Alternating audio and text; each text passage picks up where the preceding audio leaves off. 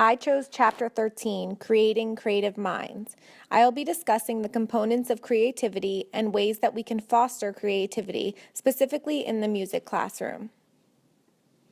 According to Chapter 13 of the Ornstein text, the 6 components necessary to developing creativity are intelligence, knowledge, motivation, intellectual style, personality, and environmental context. As teachers, we must understand what it takes to think creatively. So why is student creativity important? If we can't answer this question, then we have no purpose aiming to create creative minds in our classrooms. As a music educator, I believe that creativity is an integral part of student success. When we think of band members, we often think of musicians who read notes and rhythms and perform them accurately on their instrument. But we are strongly mistaken if we believe that is all that musicianship entails. Individual creativity is equally as important to musicianship because it demonstrates true knowledge of the content area and motivates students. How many of you have crammed for an exam the night before and quickly lost the information afterwards? This is due to the fact that we are memorizing for the sole purpose of regurgitating information on a test in order to get a passing grade. We are not thinking about how this knowledge can and should be used in the future.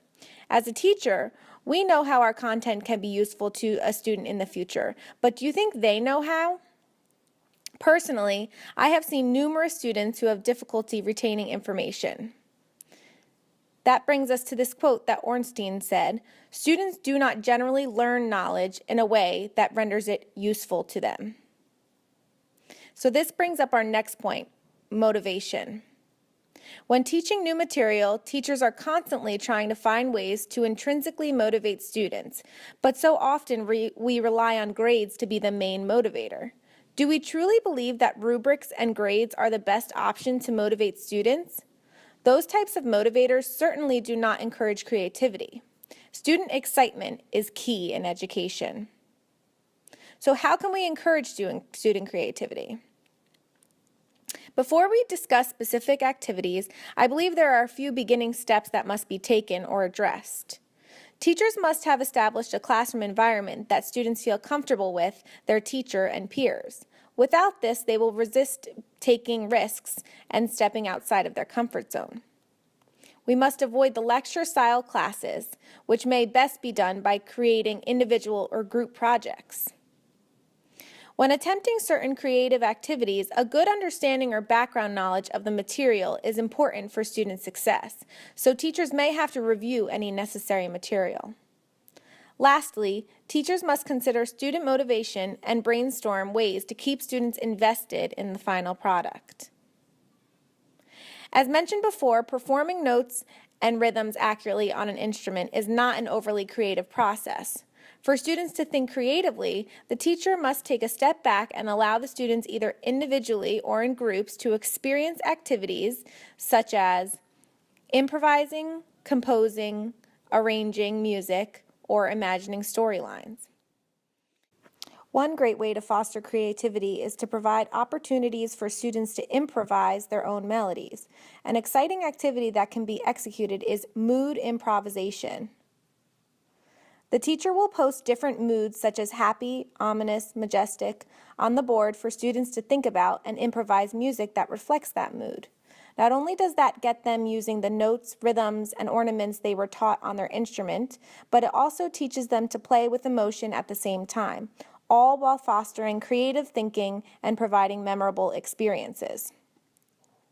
A more challenging creative activity would be to have students actually compose and arrange original music using musical notation. Every class, a few minutes can be set aside to brainstorm new ideas for the composition.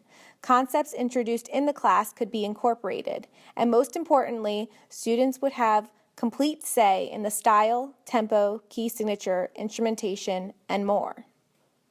Another assignment that would create creative minds in the music classroom requires students imagining storylines to their music. Imagining storylines is an activity that not only fosters creative thinking, but can also be cross-curricular. In this activity, students can listen to a new or familiar piece of instrumental music. Each student will then take the musical elements they heard to develop a story that represents the style and mood of the piece. They can compare and contrast their stories with their partner.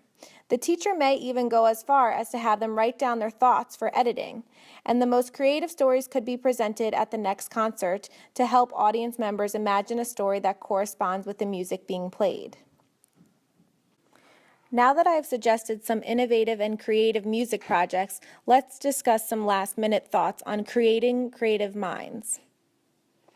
When planning for these types of activities, the element of surprise can be scary for many teachers. Can the students handle the freedom that comes with these activities? Will they take it seriously? Will the product sound good enough to perform for parents at our concert? If we focus on these unknowns, we are unlikely to take the risk. Instead, let's focus on the positives. Students will have the opportunity to create their own masterpiece. They will learn many musical concepts through the creative process by performing more and writing down their ideas in musical notation. But possibly the most important thing to remember is that when we allow for student creativity and freedom, there is a greater potential for student motivation in the final product.